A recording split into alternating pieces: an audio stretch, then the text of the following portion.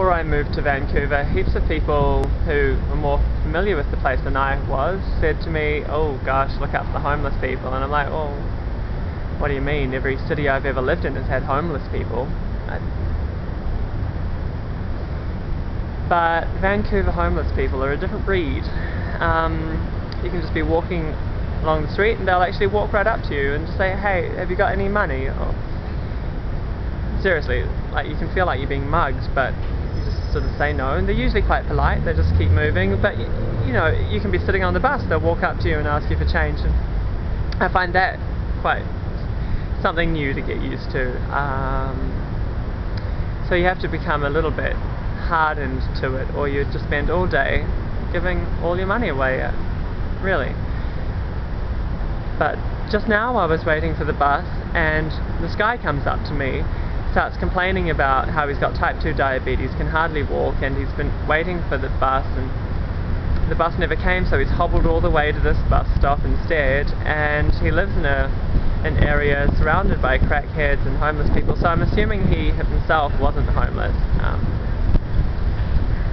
I guess he's sick, so he gets a disability allowance or something. And I was like, oh, okay. And I was about to say something like, yeah, I don't know, you know, because I could see he wanted to sit down and there was nowhere to sit, and so I was going to sympathise with him, and then before I could do that, he sort of said, are the buses even running? And I was like, oh, well, I've been waiting for the bus for about 5 minutes, and then he didn't even let me answer his question, if that was a question. He just starts going, fine, don't help me, rah rah, and he just starts ripping into me.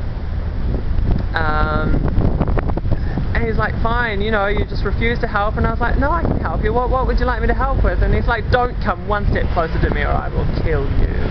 And it was really scary, because it actually felt like he might have meant it. And then he just went on abusing me for the next like 5 minutes. It was really horrible. And maybe he's not homeless, so I shouldn't throw him in the same barrel as homeless people, but I feel like he's, you know, first cousin once removed or something from homelessness. Things like this really shake me up. It's just horrible. I just don't know the right way to act. And so here's the thing, like, people who do come across this and they do kind of harden themselves against it, and they're all like, oh yeah, I'm going to ignore it. The other day I was walking along the coast and I saw this chick fall off her bike, and then the next people to kind of come across her were this older couple that was cycling behind her, and the lady cycled up to where she was and rings her bell and is all like, get out of the way, and then the man right behind is all like, come on, get up, you're in the way. It's like she's just fallen off her bike. She might be hurt. So that's really sad when people harden themselves against helping others so much that they can't even see when it's appropriate to reach out.